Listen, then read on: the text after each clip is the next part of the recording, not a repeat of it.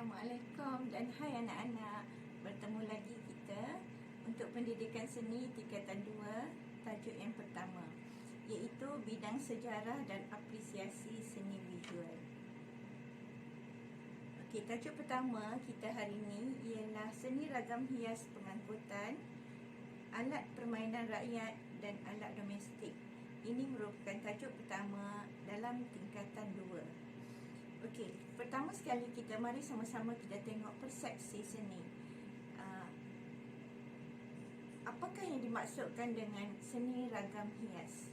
Seni ragam hias ataupun dikenali sebagai ornament adalah hiasan dalam seni kraft atau karya seni, dan biasanya ia diambil daripada motif flora, fauna, geometri, awan larat dan juga motif figuratif. Okey, mula-mula kita sama-sama tengok seni ragam hias pengangkutan. Okey, untuk seni ragam hias pengangkutan ni, kita akan fokus kepada pengangkutan tradisional. Okey, kalau anak-anak tengok gambar yang telah cikgu pilih, okey, gambar yang di sini adalah gambar kereta kuda, gambar beca dan juga kereta lembu. Yang mana kita tahu kesemua ni adalah pengangkutan tradisional. Seni ragam hias yang terdapat pada pengangkutan tradisional ni biasanya terdapat pada bahagian kiri dan juga bahagian kanan, bahagian belakang, tempat duduk penumpang ataupun ada di bahagian bawah tempat letak kaki penumpang. Dan seni ragam hias ini berfungsi untuk memaparkan nilai estetik dan juga untuk menarik perhatian. Selain daripada pengangkutan darat yang telah cikgu sebutkan tadi, kita juga ada perahu tradisional.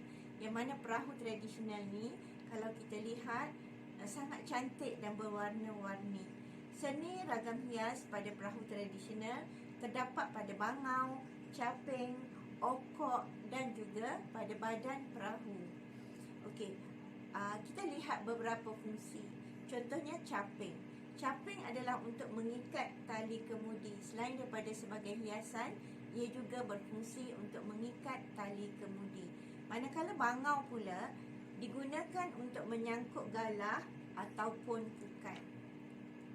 Okey, seterusnya kita pergi pada bahagian kedua, iaitu seni ragam hias pada permainan rakyat ataupun permainan tradisional. Okey anak-anak, untuk permainan tradisional, kita ada beberapa permainan tradisional. Okey, kita tengok yang pertama iaitu wow. Okey, wow merupakan warisan budaya yang sangat tinggi nilai estetik. Dan seni ragam hias pada wow juga sangat menarik. Okey, biasanya dia menggunakan motif flora dan juga motif awan larat. Dan wow ni terdapat berbagai jenis, seperti wow bulan. Yang popular ialah wow bulan, wow burung dan juga wow kucing. Okey, seterusnya alat permainan yang kedua ialah gasing.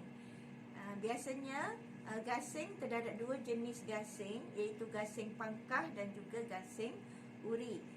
Gasing pangkah mempunyai seni ragam hias di bahu gasing dan dia juga menggunakan motif flora. Akhir sekali, permainan tradisional yang ketiga adalah congkak. Congkak ni biasanya menggunakan papan kayu berlubang atau kadang-kadang kanak-kanak juga bermain congkak dengan membuat lubang di atas tanah bagi yang tidak ada papan kayu congkak. Dan buah congkak pula menggunakan biji getah ataupun guli. Seni ragam hias pada congkak terdapat pada badan, kepala, ekor dan juga lubang congkak. Okey, seterusnya kita tengok pula seni ragam hias alat domestik. Alat domestik ialah alat yang berkaitan dengan keperluan harian di rumah. Contohnya rehal, kukuran, acuan putu, jebak puyuh, bakul dan lain-lain. Semua alat-alat ni digunakan di rumah. Kita tengok yang pertama iaitu rehal. Cantik kan anak-anak rehal? Rehal ni merupakan sejenis papan bersilang yang digunakan untuk meletakkan Al-Quran. biasanya anak-anak yang belajar mengaji, mereka menggunakan rehal ni untuk meletakkan Al-Quran. Dan ia menggunakan motif flora, geometri dan kadang-kadang motif kaligrafi. Okey, seterusnya kukuran.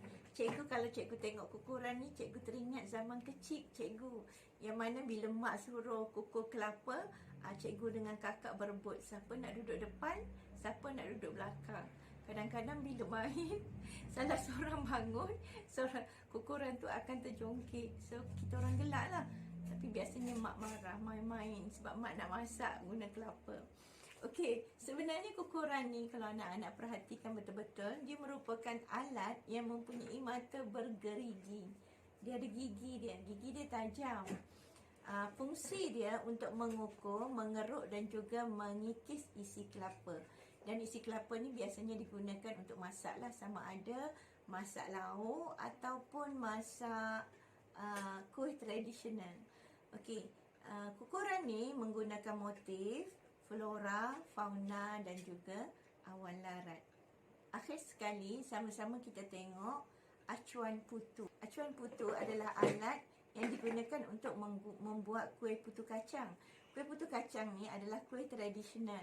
Orang-orang lama suka kan, orang-orang sekarang tak suka. Kalau cikgu tanya anak murid cikgu pun, dia kata, cikgu tak sedap, tak suka putu kacang. Suka apa? Potato chips, pizza, lasagna. So itu makanan orang-orang sekarang. Kalau zaman cikgu kecil-kecil dulu, putu kacang ni lah yang kami makan.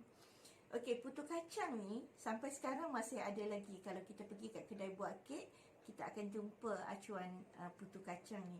Dan biasanya acuan putu kacang ni menggunakan motif bunga ataupun motif daun.